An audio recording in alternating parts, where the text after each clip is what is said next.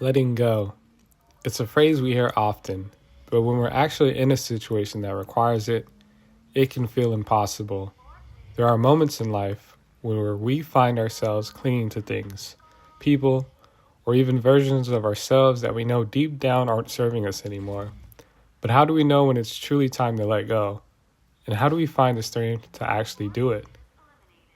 In today's video, we're going to talk about moving on, what it looks like, why it's so hard, and how to overcome the fears and doubts that come with letting go.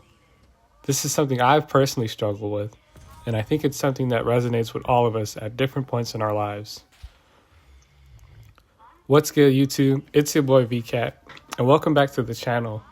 Today I wanted to share some of my own struggles with letting go and moving on because I know it's something many of us face at different points in our lives. I remember a time in my life when I held on for far too long. I was in relationships with people that I knew deep down wasn't right for me, but I stayed because I was afraid of being alone. It was a period of my life where I felt stuck, and the idea of letting go, it seemed like I'd be throwing away something valuable. But what I didn't realize at the time was that holding on to the wrong things was the very thing keeping me from stepping into the life I truly wanted. Sometimes, when we hold on to things that no longer serve us, whether it's relationships, dreams, or habits, we do so because we're afraid of the unknown. We're afraid of what happens when we let go.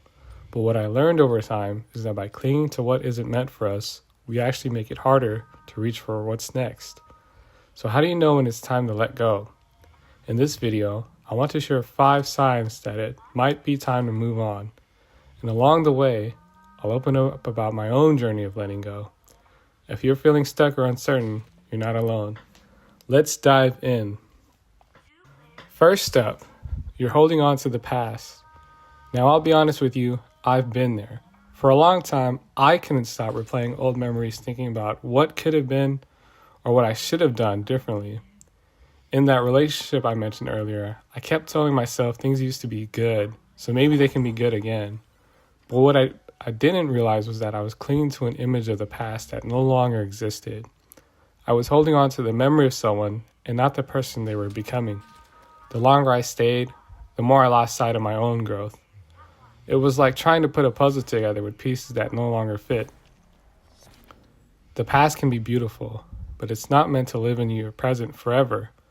When you hold on too tightly, you miss out on what's right in front of you. You become emotionally and mentally stuck, unable to embrace what's coming next.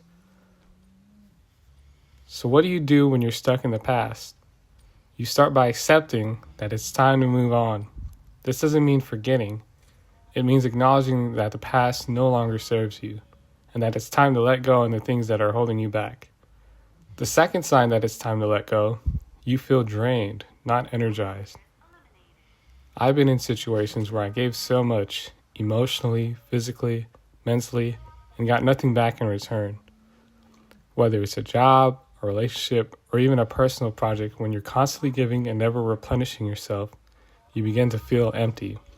If you're giving so much and getting nothing back, it's a sign that you need to stop. Moving on doesn't mean abandoning your responsibilities. It means redirecting your energy towards things that can bring life, passion, and fulfillment. When you let go of the things that drain you, you create space for things that give you energy, and that's where the magic happens. The third sign is that you've simply outgrown it. This one hits hard, especially when it involves people or dreams you once held dear. I've experienced this with friendships, ones that I thought would last forever. But over time, I realized that we had changed. Our values no longer aligned, and our connections felt forced rather than natural. It's tough to admit, but sometimes you have to recognize that you've outgrown people or situations. That doesn't mean they're bad, and it doesn't mean you're better than them. It just means you're no longer in the same place.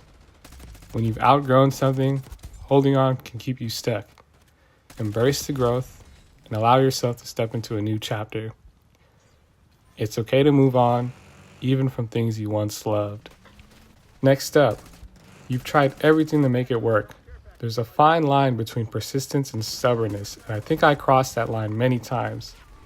I used to tell myself, if I just try harder, maybe things will get better. I gave my all to relationships and projects that weren't working. I ignored the signs that it was time to let go. thinking that the effort itself would change things.